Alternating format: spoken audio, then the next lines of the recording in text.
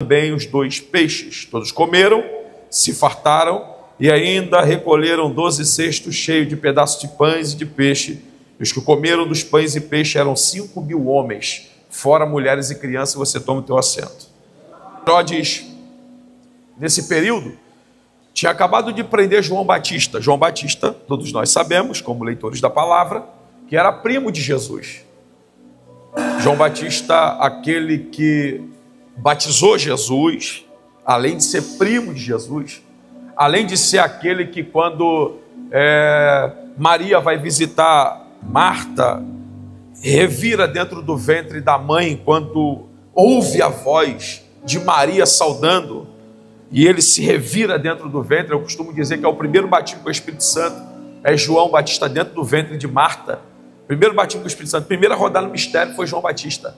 Pastor, heresia, fica à vontade, pensa o que tu quiser, esse é meu pensamento. Porque é como que uma criança vai ficar se revirando de forma a ser notado por alguém, se não for o Espírito que faça isso. Sem contar que você não vai ler na Bíblia em momento nenhum você vai ler na Bíblia João Batista tendo outro encontro com Jesus, a não ser nas águas. E quem preparou ele no deserto? Quem que sustentou ele no deserto? Quem que fez ele seguir o caminho de preparar as veredas para aquele que viria? Só pode ser o Espírito que tomou ele no ventre de Marta.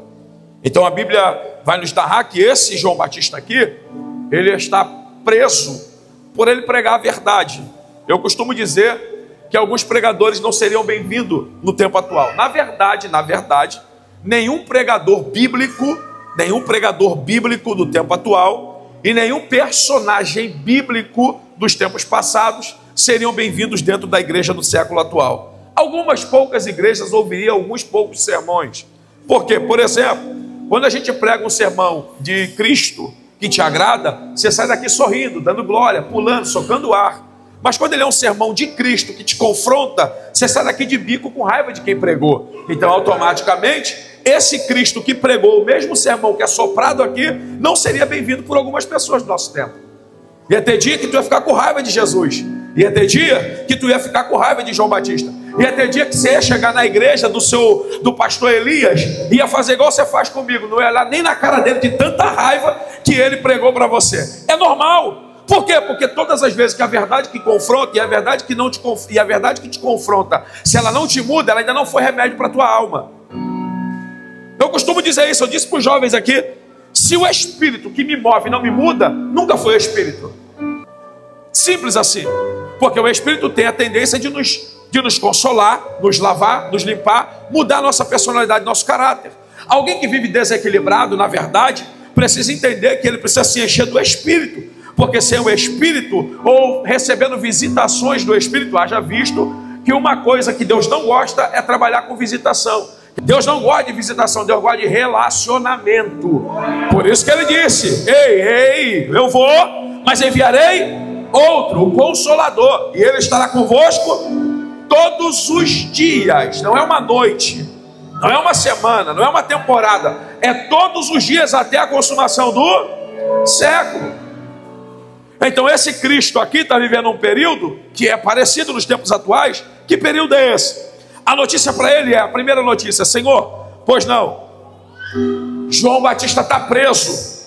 Aí então Jesus, olhe para cá, João Batista está preso. Então Jesus se senta numa igreja como essa, coloca a carinha de gatinho do Shurek e diz: parei, meu primo foi preso, desanimei, olha que luta, parei. Foi isso que ele fez? Jesus, João foi preso injustamente por Herodes. E aí? Vamos orar, mas vamos continuar fazendo a obra. Ele continua fazendo a obra e João está preso. João, dentro da cadeia, vira para 2 de seus discípulos e diz assim: vem cá, vai lá e pergunta para ele se é ele mesmo Cristo ou se eu devo esperar outro. Alguém vai até ele e diz: Senhor, tudo bem? Seu primo está preso, estou sabendo. Ele mandou perguntar para o Senhor se o Senhor é o que há de vir ou ele deve esperar por outro. Ele disse: vá e diga para ele que os cegos veem, os coxos andam, os paralíticos andam, o surdo ouve, o mudo fala, mortos são ressuscitados. Vai lá e diga para ele o que está acontecendo. Não preciso dizer quem eu sou, porque os meus resultados me apresentam quem eu sou. Eu ouvi 2 aleluia. Mas vamos lá. Não precisa. Os 2 discípulos retornam e dizem: ó, João, é ele mesmo. Então ele diz: agora está tudo tranquilo, agora eu posso partir para o Pai, porque já preparei o caminho daquele que haveria de chegar. A notícia é: ele está preso, sofrendo retaliações, porque pregou a verdade, porque pregou a Bíblia, porque pregou o que deveria ser pregado. Raça de víbora, Herodes, quem vos autorizou a possuir a mulher de seu irmão, etc, e etc. Daqui a pouco a notícia chega para Jesus: mestre, pois não, nós acabamos de vir da cidade, pegamos o corpo de João, colocamos dentro de uma tumba ou num túmulo e enterramos. Diga para quem está do seu lado: enterraram o corpo de João, porque a cabeça estava na bandeja. A notícia é: arrancaram a cabeça do seu primo, que você ama, que te batizou. O texto diz que Jesus se entristece e diz para os seus obreiros, seus ministros, seus discípulos: vamos sair daqui, vamos para um lugar deserto.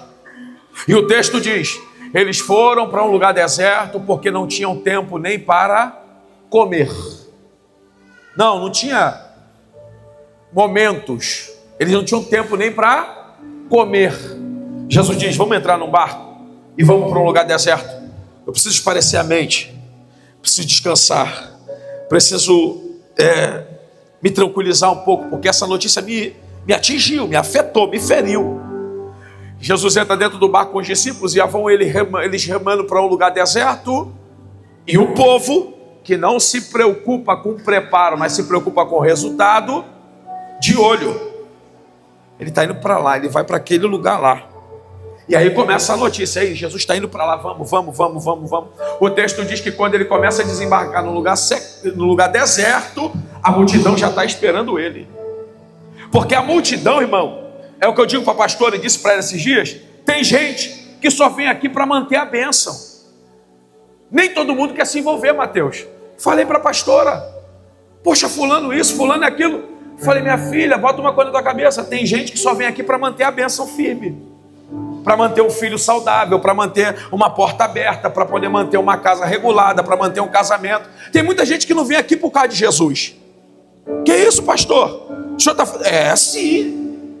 Tem gente aqui que vem porque tem medo de morrer, medo de ir para o inferno, quando na verdade nós não deveríamos buscar Cristo por aquilo que Ele nos oferece, deveríamos buscar Cristo por aquilo que Ele é, e nisso inclui obediência e renúncia.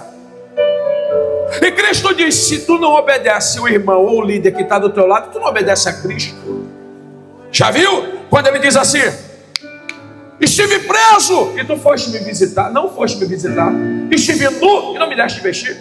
Eu tive sede e não me deste beber. Aí alguém diz para ele: Senhor, quando foi que tu teve preso, teve nu e quando tu teve fome? Ele diz: quando tu deixou de fazer um desses pequeninos. Percebeu? Que quando alguém está na posição de autoridade ou alguém está na posição de responsabilidade, tu desrespeita, tu desrespeitou o próprio Deus?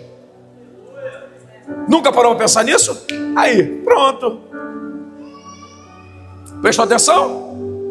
Quando você critica alguém, fala mal de alguém, você está falando mal do próprio Deus. Pegou? Diga para quem está do seu lado: cuidado, que a mesma bênção que te coloca aqui dentro te tira. Porque se tu não estiver aqui dentro pelo motivo certo, o motivo que te coloca é o mesmo motivo que te tira. Jesus chega no lugar deserto e o povo quer: Senhor, isso aqui é uma conjectura, porque eu posso, que o texto me dá base para isso. Senhor, meu filho está doente, tem como o Senhor curar? Ó, a multidão: Eu vim aqui porque a multidão, Jesus está chorando, gemendo, sentindo dor, uma perca, uma tristeza. E a multidão, eu quero milagre. Tem como orar por mim? Pastor, tem como orar por mim? Pastor Jesus, tem como orar por mim? Meu filho está doente. Que se lasque a tua dor. Eu quero saber do meu filho. Tem como o senhor curar? Senhor, meu irmão aqui é surdo. Tem como o senhor curar ele? Que se lasque a tua dor. Senhor, o meu parente aqui é mudo. Tem como o senhor curar ele? Que se lasque a sua dor. Só que Jesus entende quem ele é. Então Jesus passa a fazer, não porque o povo merece, faz porque ele carrega a graça. Diga, cuidado, que multidão é tendenciosa a entrar dentro do deserto para buscar milagre, mas não carrega pão.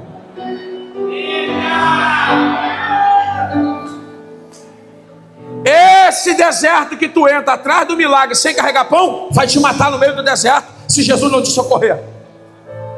Aleluia, aleluia. Eu quero milagre, Jesus, cadê o pão? Porque se não tem pão para ir, não tem pão para voltar. Só que Jesus inteligentemente olha para o povo, e o povo, eu quero milagre, Jesus, tá bom, deixa, só um minuto, deixa eu pegar minha dor. Fica aí, dor. Receba a cura, receba o milagre. É de milagre que tu precisa? Receba milagre. Dá uma cutucada em alguém que está do seu lado, diga para ele assim: Jesus curou uma multidão, mas a salvação não foi para eles. Não é porque foi curado que tu está salvo. Ele disse para a mulher do fluxo: vai, a tua fé te... Quando ele libera a salvação, ele fala. Percebe que no meio do deserto ele só deu o que o povo queria, porque ele sabia que o povo era interesseiro. Toma ali. Pastor, o senhor ia falar de prosperidade? É claro que eu vou falar. Mas primeiro eu preciso te entregar tudo que Deus está falando comigo. Sabe por que tu não consegue sustentar muito tempo equilibrado? Porque você não consegue ter assiduidade? Porque você entendeu que buscar Cristo é uma barganha. Você vem para receber, quando na verdade tu deveria vir para entregar. Eu vou porque Jesus vai fazer. Não, você tem que vir porque você vai fazer. E aí ele faz como consequência daquilo que você entregou. Agora eu te faço uma pergunta: se Deus fosse fazer na tua vida o que você fez por ele nesse dia de hoje, você acha que você merece? Jesus começa a curar, e de repente Jesus olha e diz: eu já vi, já percebi. Eles são preparados para pedir, mas não tem preparo nenhum para se manterem vivos. Como também tem gente do meu lado que está acostumado a andar comigo, e depender do pão que eu carrego, não tem capacidade de carregar o pão deles. Tem dois grupos.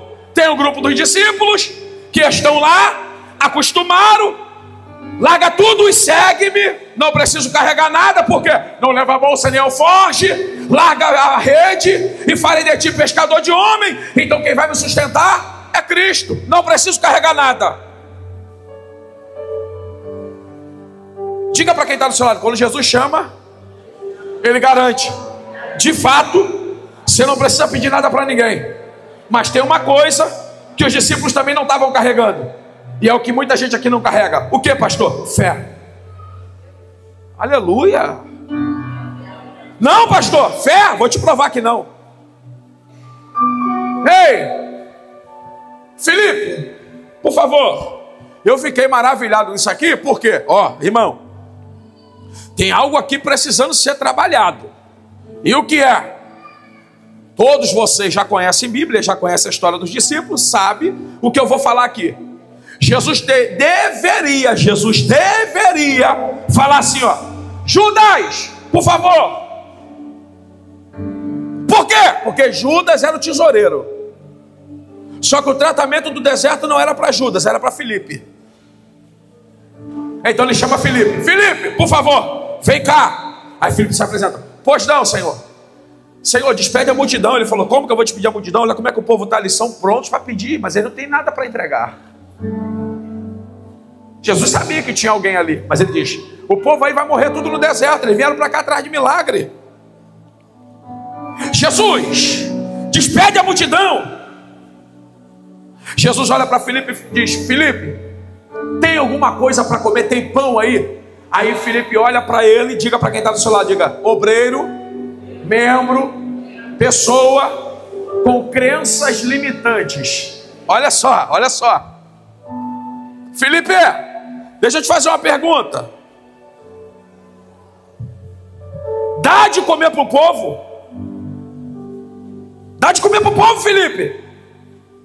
Filipe, Senhor, olha aqui, Senhor, se a gente pegasse 200 denários dentro da tesouraria e fosse comprar pão, não teria pão para tanta gente. Crença limitante. Serve a Deus, mas não conhece o Deus que serve.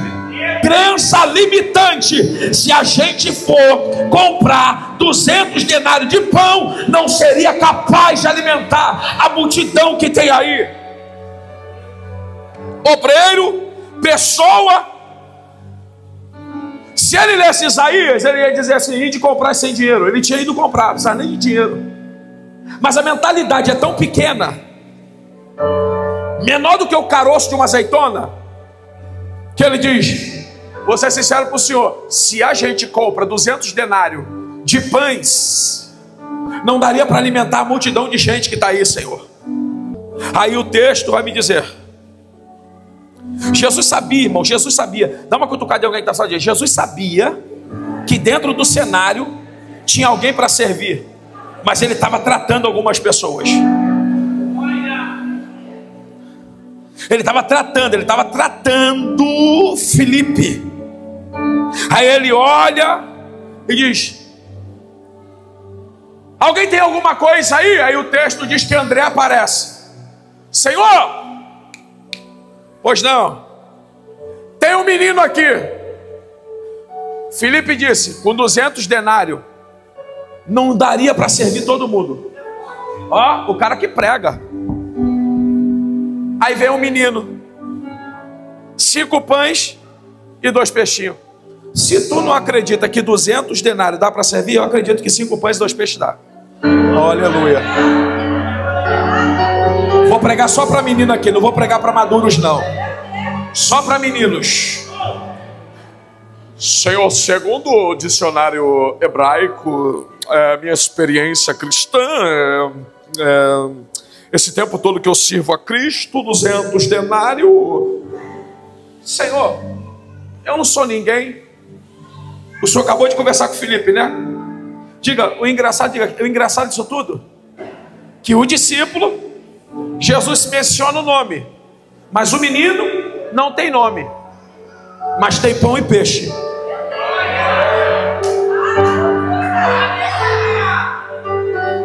Essa é a grande diferença. Tem gente querendo carregar nome, mas não tem pão e peixe. Tem muita gente assim: fulano de tal, semideus fulano de tal, apóstolo fulano de tal, quarta pessoa da trindade fulano de tal. Prazer, irmão, pai do Senhor, tudo bem? Qual é seu nome? Pastor fulano. Paz, irmã, tudo bem? Qual é seu nome? Missionário. Eu não sabia que tinha cargos eclesiásticos na carteira de identidade. Eu não sabia disso, nem na habilitação. Aí estou perguntando o nome, não o cargo. Aí tem gente que já sabe qual é seu nome, fulano de tal, ciclano de tal. Tudo bem, você tem nome, mas carrega pão? Se não carrega pão, não adianta ter nome. 5 pães e 2 peixinhos. Aí vem o outro discípulo, André. Senhor, tem um menino, carrega 5 pães e 2 peixes. Mas como nós já havíamos conversado antes, em nossa reunião eclesiástica, 200 denários não era suficiente para servir tanta gente. E aí vem esse menino, não sei quem é, de onde veio, qual o seu nome, mas ele está disposto a entregar 5 pães e 2 peixes ao Senhor. Mas o que é isso para tanta gente? O que é isso para tanta gente? Diga, Jesus está com um problema. Diga, antes do ministério crescer, ele precisa arrancar a mentalidade limitante de quem cerca ele. Deus falou isso comigo. Para águias e leões crescer, Érica, ou eu tenho que tirar algumas pessoas do meu lado, ou eu tenho que mudar a mentalidade deles. 200 denários, 5 pães e 2 peixinhos. O que é isso para tanta gente? O problema é que aqui está o segredo da prosperidade. E qual é o segredo da prosperidade? O segredo da prosperidade é alguém que tem pouco, mas está determinado a servir a Cristo com o pouco que tem.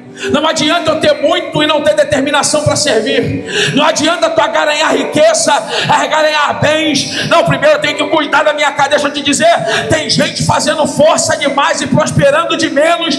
Se tivesse usando a inteligência, prosperava mais. Por quê?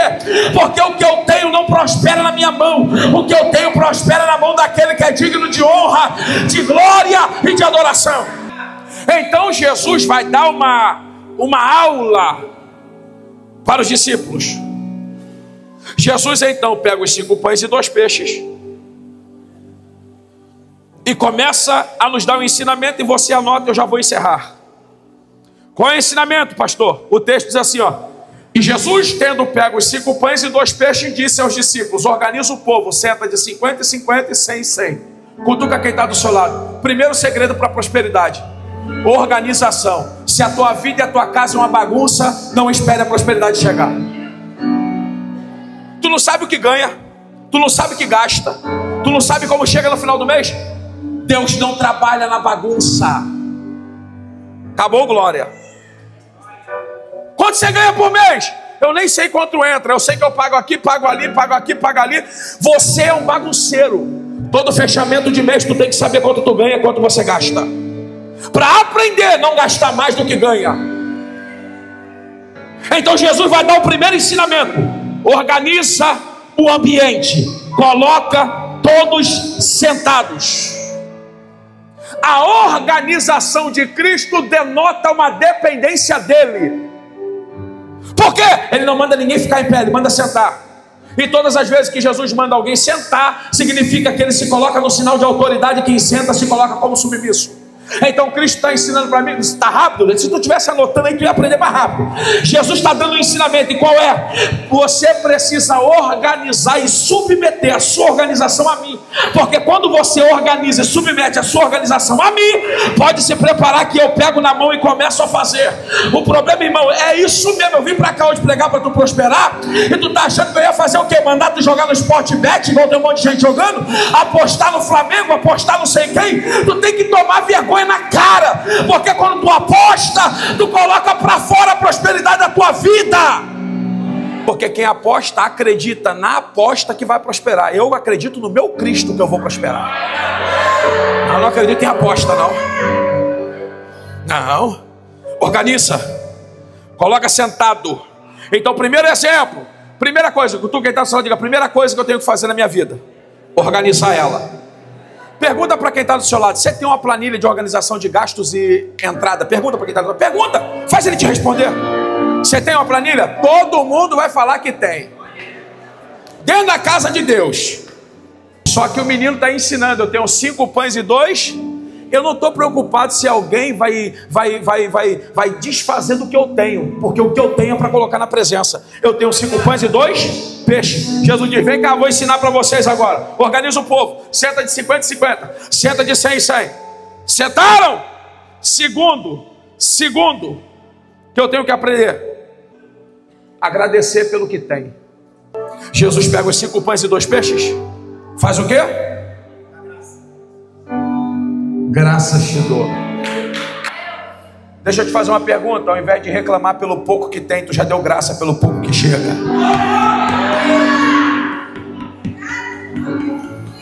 Então eu preciso aprender a organizar. Segundo, agradecer.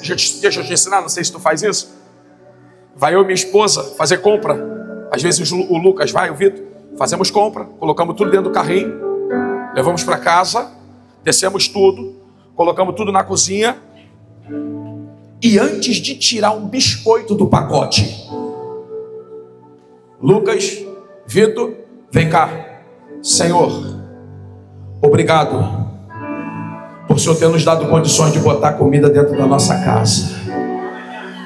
E o que tem ali não me interessa. O que me interessa é agradecer a Deus. Obrigado, Senhor.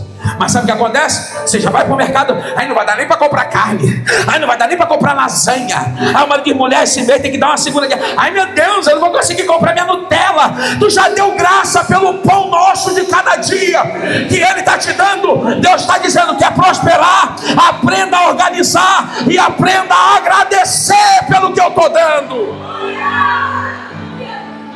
Então, primeiro, organização. Segundo, render graças. Terceiro, olhe para cá. Você deve estar pensando, eu estava doido para pegar aquele pão ali, cara, não posso.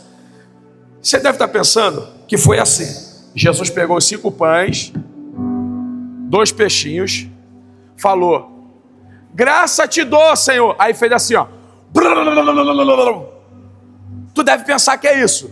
Tu já leu a Bíblia? Tu deve pensar isso, né? 5 pães, 2 peixes. Aí falou: graças te dou, Senhor. Aí o negócio: pão, peixe. Tu deve pensar isso. Mas não é isso. Não é isso. Deixa eu te ensinar. Vem cá, Wanda e Wagner. Deixa eu te ensinar como é que funciona. Ó, Jesus, graças te damos 5 pães e 2 peixes. Desce 5 pães e 2 peixes. Reparte. Reparte. Reparte. Reparte. Reparte. Reparte. Reparte. Reparte. Reparte. Reparte. Reparte. Reparte. Reparte. Reparte. Reparte para 100. Reparte para 1000. Reparte para 500. Reparte para 2.000, reparte para 3.000, reparte para 4.000, reparte para 4.500, reparte para 5.000. Por que 5.000 homens? Por que 5.000 homens? É porque os 12 pães foi dividido só para 5.000 homens, mas os 5.000 homens tem mulheres e crianças. Então o pão era dado na mão do chefe de família. Então o chefe de família pegava o pão e ia para casa dividir. Reparte com a família. Reparte com a família. Reparte com a família. Reparte com a família. Pastor, o que é que o senhor está dizendo? Eu estou dizendo que egoísta não prospera. Jesus está dando um exemplo. Obrigado. Jesus está dando um exemplo. Quer prosperar? Primeiro organiza. Quer prosperar? Segundo, dá graça. Quer prosperar? Terceiro, reparte com quem está do teu lado. Reparte com quem está do teu lado. Não, estou te ensinando o que aconteceu aqui. Enquanto repartia, tinha pão, Kadosh. Enquanto repartia, o negócio ia crescendo. Mas sabe o que tu pensa? Eu vou segurar, eu vou enriquecer, eu vou crescer. É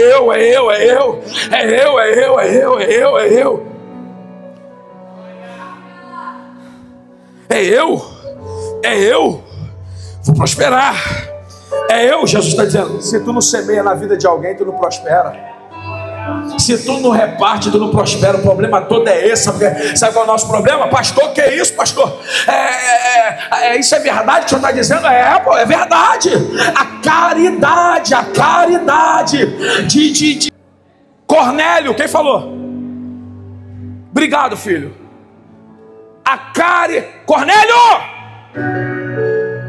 a tua caridade chegou ao Senhor. Lê o texto bíblico, irmão. Vou falar que eu gosto de provar na Bíblia. Cornélio, as tuas orações e as tuas caridades chegarão ao Senhor. Fica tranquilo, porque a gente vai vir, e aí vai chegar na tua casa o batismo, vai chegar a caridade, a oração trouxe salvação para a casa de Cornélio, e além da salvação, trouxe o Espírito Santo para fortalecer toda a casa. Ele não era judeu, mas ele era caridoso. Cutuca quem está do seu lado e pergunta para ele: qual foi a última vez que você abençoou alguém?